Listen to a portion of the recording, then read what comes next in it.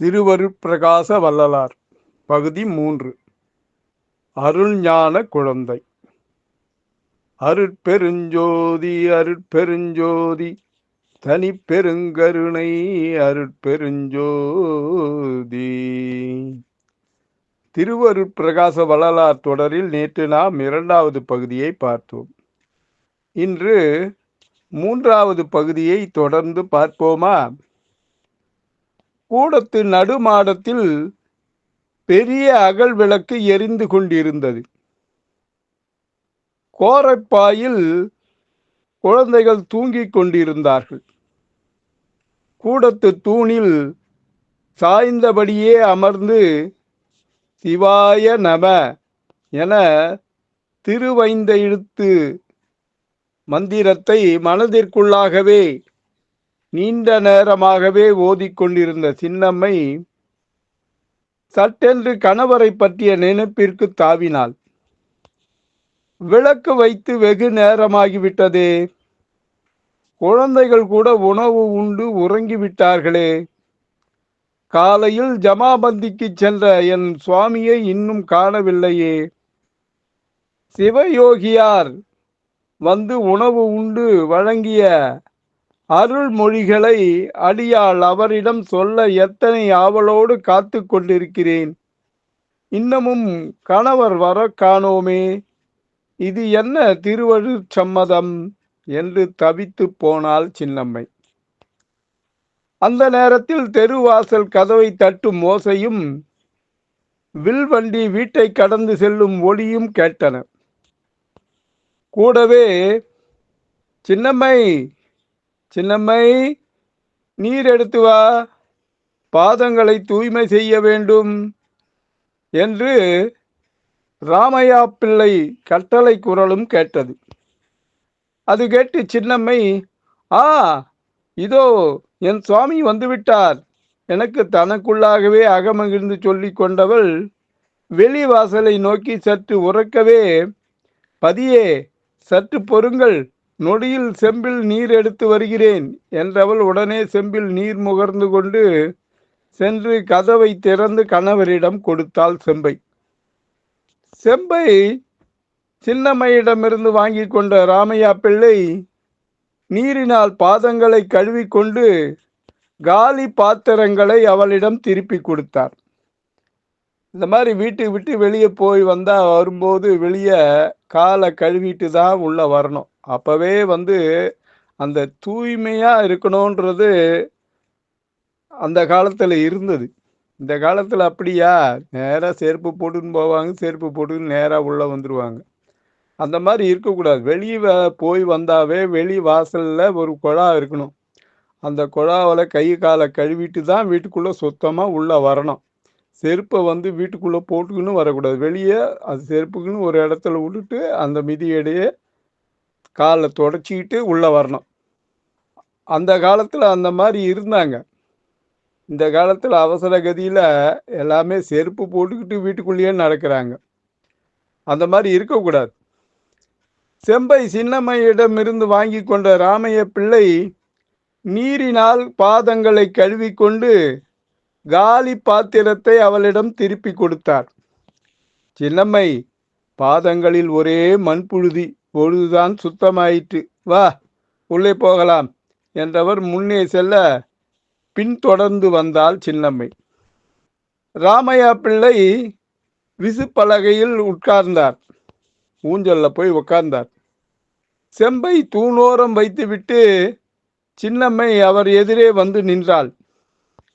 கணவரின் முகத்தை பார்த்தவள், சுவாமி, தாங்கள் வீடு வர ஏன் இத்தனை தாமதமாயிற்று?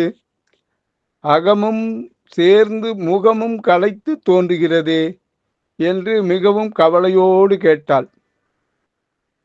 அந்த கணத்தில் அவள் முகமும் சற்று வாடி போயிற்று. இந்த மாதிரி ஆபீஸ் போயிட்டு வர கணவர் ஒரு சோகமா வந்தா வீட்டில் கேட்கணும், என்னங்க வெளியே போயிட்டு வர்றீங்க, வந்த உடனே முகமே வாடி போயிருக்கே, எதனா காபி சாப்பிட்றீங்களா, ஏதாவது சாப்பிட்டீங்களா இல்லையா, இல்லை ஆஃபீஸில் ஏதாவது வேலையா என்னான்னு கேட்கணும். இப்போ அந்த மாதிரி கிடையாது. வந்தவர் அவர் மாட்டுக்கு வீட்டில் உட்கார வேண்டியது தான். ராமையா பிள்ளை மனைவியின் வருத்தத்தை புரிந்து கொண்டு பதில் சொல்ல தொடங்கினார். ஆமாம் சின்னம்மை, ஜபாபதிக்கு போனதுமே 4 கிராமத்து வரி வசூல் கணக்கு வழக்குகளை இன்றைக்கே தணிக்கைக்கு உட்படுத்தி விட வேண்டும் என்று தாசில்தார் ஆணையிட்டு விட்டார். வேறு வழியின்றி அதிகாரியின் கட்டளைக்கு மறுப்பு சொல்ல முடியுமா? வேறு வழியின்றி எல்லா கணக்குகளையும் தணிக்கை செய்துவிட்டு வர இவ்வளவு நேரமாகிவிட்டது சின்னம்மை என்றவர் மனைவியை உற்சாகப்படுத்தும் விதமாக, ஆனாலும் இந்த வேலை சிரமத்திலும் சிரமம் பார்க்காமல் உனக்கு பூவும் குழந்தைகளுக்கு பட்சணமும் வாங்கி வந்து விட்டேன் என்று சற்றே புன்னகையுடன் சொல்லிவிட்டு அதுவரை கைப்பையில் வைத்திருந்த பூ பட்சண பொட்டலங்களை எடுத்து சின்னம்மையிடம் கொடுத்தார் ராமையா பிள்ளை. அது கேட்டு அகமகிழ்ந்து போன சின்னம்மை, சுவாமி, என்றைக்கும் இல்லாமல் இன்றைக்கு என் மனம் மிகுந்த ஆனந்தப்பட்டு கொண்டிருக்கிறது என்றாள். என்றைக்கும் இல்லாமல் இன்று நான் மகிழ்ச்சியோடு இருக்கிறேன் என்று சொன்னார். அதற்கு ராமையா பிள்ளை, அப்படியா, என்ன விசேஷம் என்று வியப்போடு கேட்டார் ராமையா பிள்ளை.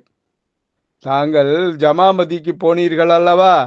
ஜமாமதிக்கு போன பிறகு குழந்தைகளை குளிக்க வைத்து உணவு கொடுத்து உடை மாற்றி அலங்கரித்து பள்ளிக்கு அனுப்பி வைத்தேன்.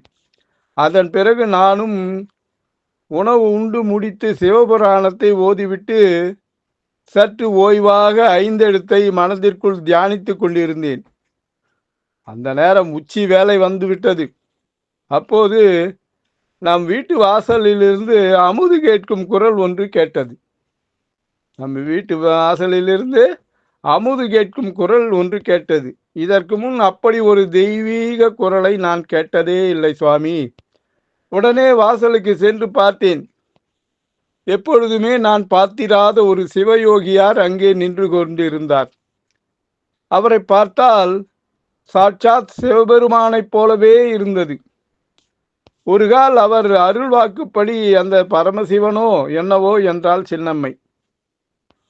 அது கேட்டு ஆச்சரியத்தில் மூழ்கியிருந்த ராமையா பிள்ளை சட்டென்று, சரி சரி சின்னம்மை, நீ அவரை ஒன்றும் விசாரிக்கவில்லையோ என்று கேட்டார்.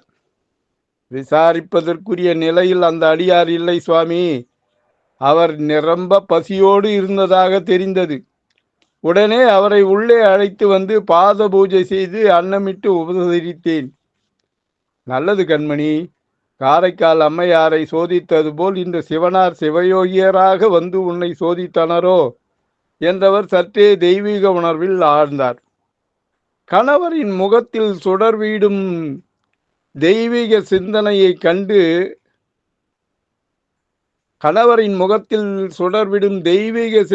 கண்டு கொண்ட சின்னம்மை, சுவாமி, நம் இல்லம் வந்து சென்ற சிவயோகியார் தாங்கள் கூறுவது போல் சிவபெருமானே ஆகலாம். ஏனென்றால் அத்தனை தெய்வீக பொலிவோடு அவர் விளங்கினார்.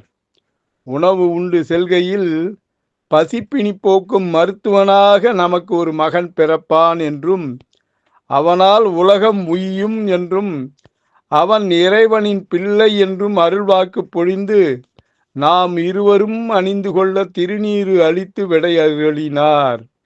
இருங்கள், அந்த திருநீற்றை கொண்டு வருகிறேன் என்றவள் மாடத்தில் வைத்திருந்த திருநீற்று பொட்டலத்தை எடுத்து வந்து அவரிடம், தன் கணவரிடம் கொடுத்தாள் சின்னம்மை. மனைவி கொடுத்த பொட்டலத்தை பிரித்து அதிலிருந்து சிறிது திருநீற்றை எடுத்து நெற்றியில் இட்டு கொண்டார் ராமையா பிள்ளை.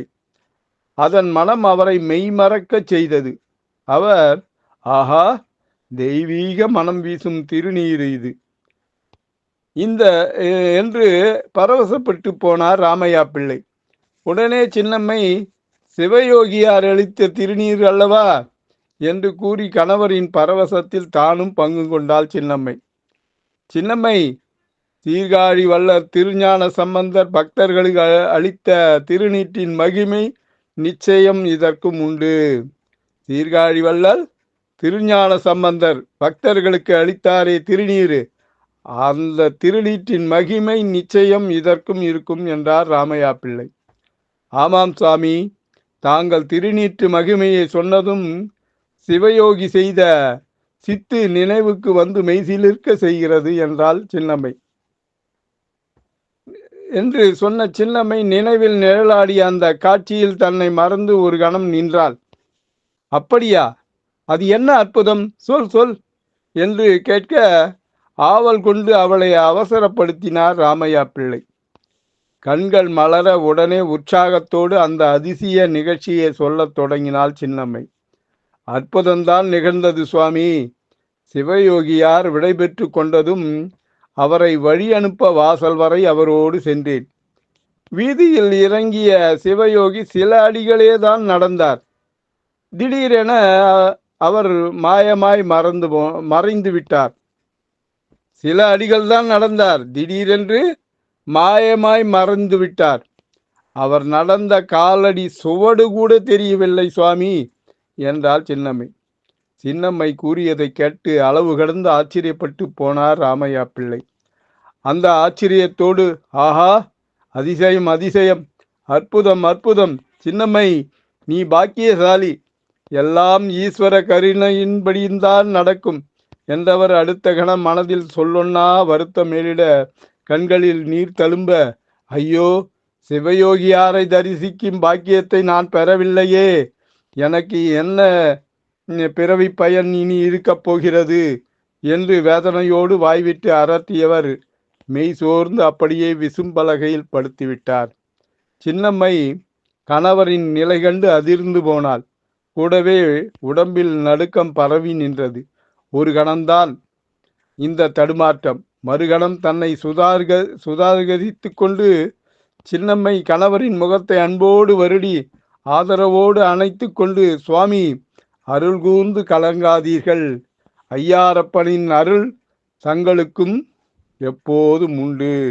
சிவனோட அருள், ஐயாரப்பன சிவன், சிவனோட அருள் தங்களுக்கு எப்போதும் உண்டு. அதனால்தான் தங்கள் பேர் சொல்ல ஒரு ஞான பிள்ளை என் வயிற்றில் பிறப்பான் என்று அடியார் அருளி சென்றார். வாருங்கள், மிகவும் களைத்து போயிருக்கிறீர்கள். வயிற்றில் அன்னம் சேர்ந்தால் உற்ற களைப்பும் தீரும். அதன்பின் சிவசிந்தனை செய்து கொள்வோம் என்று குரல் தழைய அவருக்கு ஆறுதல் கூறினாள். அது கேட்டு சற்றே மனம் தேறிய ராமையா பிள்ளை விசுப்பலகையிலிருந்து எழுந்து உட்கார்ந்து, நல்லது கண்மணி, நல்லது அம்மணி, நீ சொல்வதை செய்வதே இப்போதைக்கு உத்தமம் என்றவர் சாப்பாட்டை எடுத்து வை, இதோ வருகிறேன் என்று சொல்லிவிட்டு தோட்டப்பக்கம் போனார். சின்னம்மை மகிழ்ச்சியோடு கணவருக்கு உணவு பரிமாற ஆயத்தமானாள். நாளைய பகுதியில் திருவருட்பிரகாச வள்ளலார் தொடரில் நாளை 4வது பகுதியில் மீண்டும் சந்திப்போமா? வள்ளலார் திருவடிகளே சரணம். அன்புடன் எம் தணிகானந்தம், சேந்தமங்கலம். வணக்கம்.